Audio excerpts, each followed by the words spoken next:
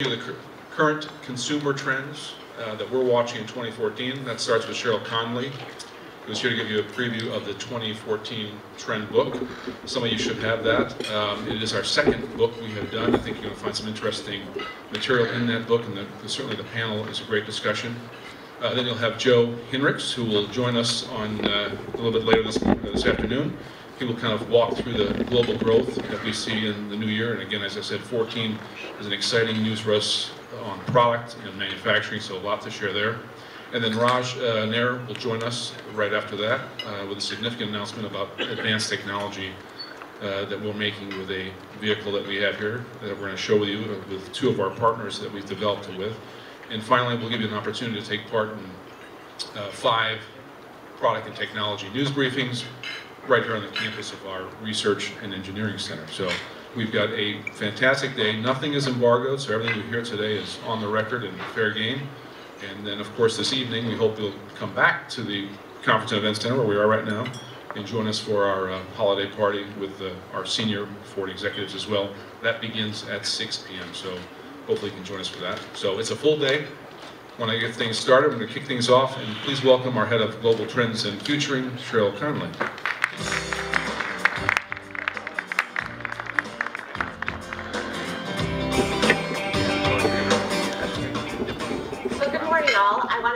By welcoming you to Dearborn and welcoming those who are watching our live stream of our second annual trend book through our partners at Cool Hunting. So I love to talk about the work that I do with Ford because I feel like I have the greatest job in the company. I never look at the automotive industry. I don't talk about cars. My job is to look at social, technological, economic, environmental, and political arenas to try to understand what are the forces that are shaping the face of consumer demand. And this is an age-old question. In fact, Henry Ford had said back in 1914, if I'd asked people what they wanted, they would have said faster horses. This problem continues to daunt us today. It takes us 3 years to bring a vehicle to market. And if we were to ask each of you, what can we build 3 years from now that's going to make your life easier, that's going to be cutting edge and innovative, most of us would say, I don't know what's going to make my life easier 3 weeks, 3 months from now. So 3 years is really daunting. So one of the tools we use from a futuring standpoint is trends. We try to understand what are the things that are going to shape our values, our attitudes, and behaviors. Now, I've been lucky enough to talk about this work for almost a decade. And those of you who've heard me talk about it before, I often say that trends don't change. They're slow moving. We're looking for things that are deep-rooted. It takes a long time for a trend to manifest itself. Those are what we call macro trends.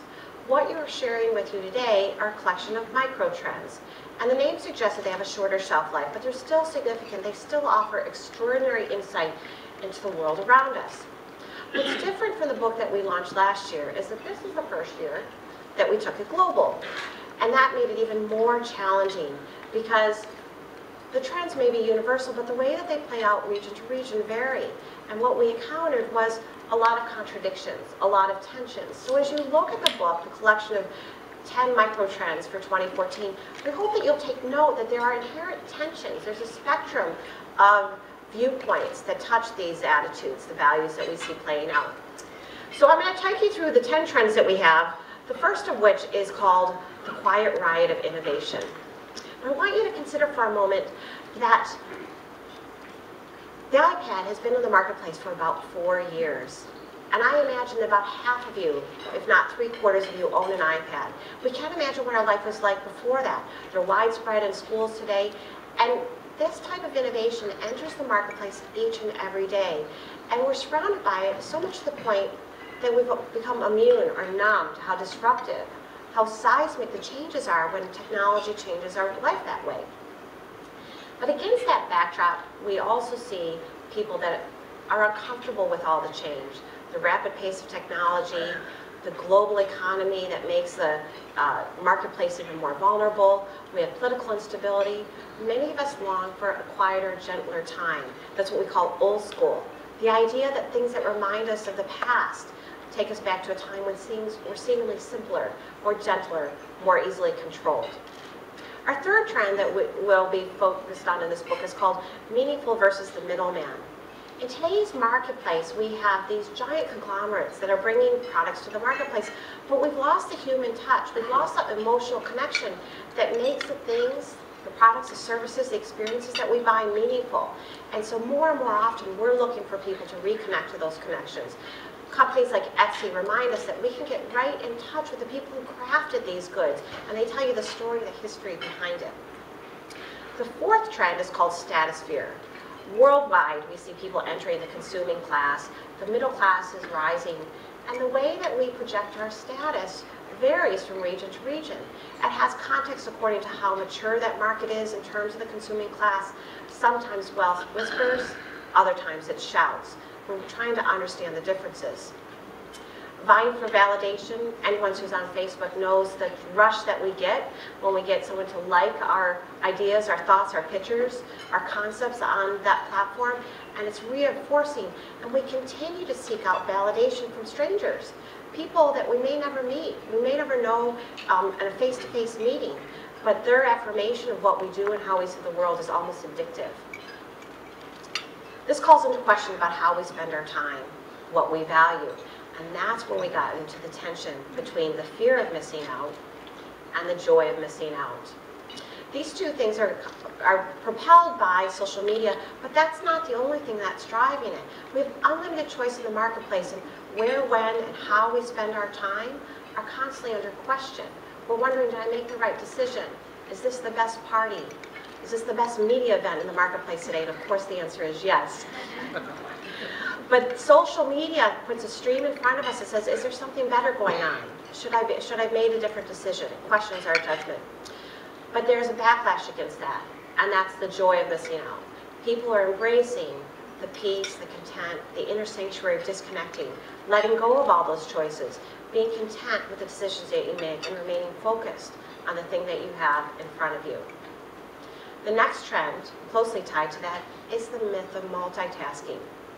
I think one of the greatest pieces of propaganda today was that all of these handheld digital devices that were sold to us on the premise that they would save us time. But instead, they suck up all of our time. They blur the boundaries between professional life and personal life, and so how we spend our time becomes more and more taxing, so that we try to manage multiple things at once. We've become very accustomed to giving constant partial attention to the world around us, but few of us notice that this is taking a toll. It's taking a toll on our efficiency, our productivity, our effectiveness, but probably most importantly, it's taking a toll on our emotional relationships, the fulfillment that we get from these engagements. Female frontier is one of my favorite trends that we'll be talking about today. We see women having improved access to education, leading to greater career opportunities, more financial independence. Marriage is no longer a requirement for financial security in a woman's world, and this has changed the landscape in dramatic ways. Historically, we've always talked about this in the context of emerging countries, third world countries, underdeveloped markets, and how that's changing. But even in the US, this becomes more and more pressing as we look at college enrollments and we see more female students than male students. More women are getting degrees in bachelor's, master's, and PhDs. And even the recent recession, many pundits will refer to as the he session, because the jobs that were lost came from industries dominated by men. And as the economy recovers, there are jobs that are coming from industries dominated by women. The last trend that we touch upon in our book is called the sustainability blues.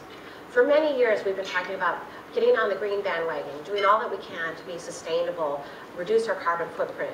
But the sustainability blues highlights that maybe green isn't the issue. Blue is a much more pressing concern. And a population of 7 billion people worldwide, over 1 billion people do not have access to regular, clean drinking water. 15 million children die each year from waterborne diseases.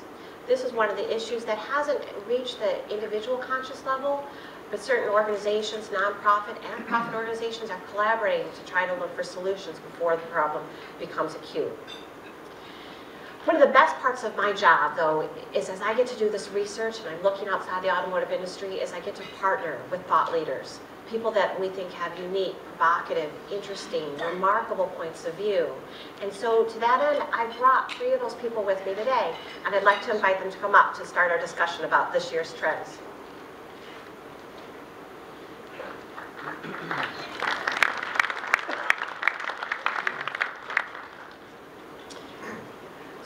going to briefly introduce them, but then I'm going to let you tell each of your own stories. So we have Dan Creekmore, who is a group director at Facebook. We have a longtime friend, Debbie Hopkins. I've known her for quite some time now. We both met at a TED conference some years ago. She is the chair and the CIO of City Ventures. And Chris Riley and I go back even further than that. It's been almost a decade now.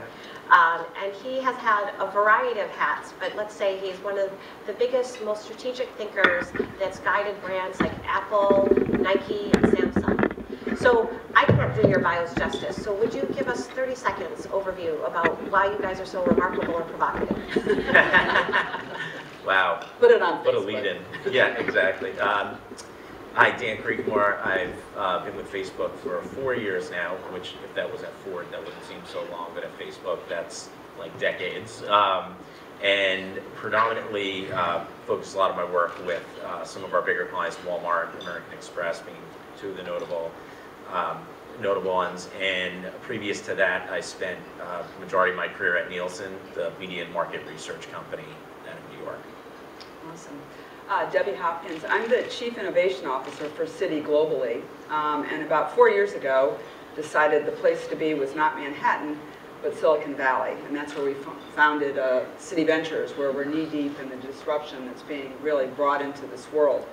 Prior to that, I was CFO of Boeing, Lucent Technologies, but my first job out of school was at Ford, and I was later at General Motors, so I'm a car freak. Happy to be home. Hi, I'm Chris Riley. I'm a strategic planner of marketing communications by trade, also a geographer and an insights kind of person, so I'm interested in research. I've done that work in the United States for 25 years. Been at this business for 30. First of all with an advertising agency called Wieden Kennedy, where I led strategic planning, and we took Nike around the world and Microsoft and worked with Audi and folk like that. Very importantly for me also a wonderful company called Uniqlo in Japan. I subsequently worked with Nokia and then went to work at Apple in the same function in the graphic design marketing communications group from 2005 to 2010. So I was in the room along with the thousands of others that launched iPhone and iPad. And now I run my own consulting practice so that I'm free, no HR in my business, which I do out of Oracle. So I've just gone through our 10 trends that I think are going to shape the landscape of 2014 and 2015, perhaps for many more years to come. Of the 10 trends, which is the one that resonated with you the most, and why? Myth of multitasking is one that just resonated with me personally, and I think when you're at a company, sort of being at Facebook, there are so many directions you can run as an employee there. We have 1 billion users and we have a lot less employees and a lot of things that need to get prioritized to get done, and we generally move fast as a company. So not being overwhelmed by 20 different things and spreading yourself across those things is very important. It's important for being successful there and for really being able to accomplish things. So I'm a big fan of sort of prioritization and being able to do those things well, and I think it relates to a lot of the statistics you talk about, which are if you think you're doing 4 or 5 things at once, you're probably not doing any of them very, very well. So that's one that certainly resonated. So there's an infamous study that I love to cite that talks about that they did a control group test, and they said that you're more effective when you're high than when you're multitasking. So it gives pause. Yeah, I guess that's why I liked it so much. Just ask many of us reconsidering though how effective we are. So Debbie, what about you? What was your? Well, you can guess which one I'm going to pick. Definitely the female frontier. Been a lifelong advocate for women as often the only female executive in the room. But I'm particularly interested as the coin of frontier. And sitting in the Valley now, it's just been such a transformational experience as a very, very different way of life. And while we're watching women like Sheryl Sandberg, the other Sheryl, and Marissa, of course, at Yahoo, rise in corporations, we're not seeing is as entrepreneurs, and they are hugely underrepresented in the field. So our question is, where are the women entrepreneurs? And we're really focused on trying to make a difference there. It's an interesting point because when the group of us helped prepare this book, we were very careful about the title of Female Frontier because we were trying to highlight that there are advances in women that are happening worldwide, but it's not even. And so that in many different places, women are really taking on a pioneer role to change it. But we also think it's important to note that that change wouldn't be happening without the balance of men reconsidering their role in society and the way that they kind of see their context relative to women. Absolutely, and I think there's a lot of very interesting things in the last week or so watching. We always knew women were wired differently, and now it's proven. So that women's brains work side to side and men's brains work front to back, but we could go off for a long time there. So Chris, what about you? Favorite trend? Well, I just need to say something about the female frontier as well, because I've just come off a piece of travel for one of my clients where I went to 11 countries in just under 3 months and was doing workshops. And what was intriguing in all these workshops, Singapore, China, Brazil, places like this, is how many very energetic women are taking leadership roles in these emerging economies, which I think is part of your analysis here, which is about you educate women, you put them in cities, things change, right? Your children, better economy. But anyway, it's just a very powerful thing. I actually chose the meaningful versus the middleman. Although I would say meaningful middlemen, if you like, because in my work, which has started off being all about big global brands speaking to large groups of consumers, and then they would scoot off and buy stuff, I've seen a real transformation in the way, particularly the young, relate to business. They want to relate to business in their locality with people who they feel are part of their community. So when you look at this analysis that you've made, you can really see that the middlemen, if you like, or the middle people, would be a better way of thinking about it. The middle people are the people who actually make business culturally, emotionally, socially relevant to the vast number of people. I live in Portland, Oregon, which is weird, I admit it. Well, I'm the only person who's not high in Portland, Oregon. But we have a number of really interesting local retailers who are competing with national brands. We have Alma Chocolate is one we documented, another one called Polar Stuff that competes with North Face, that Nike is now partnered with.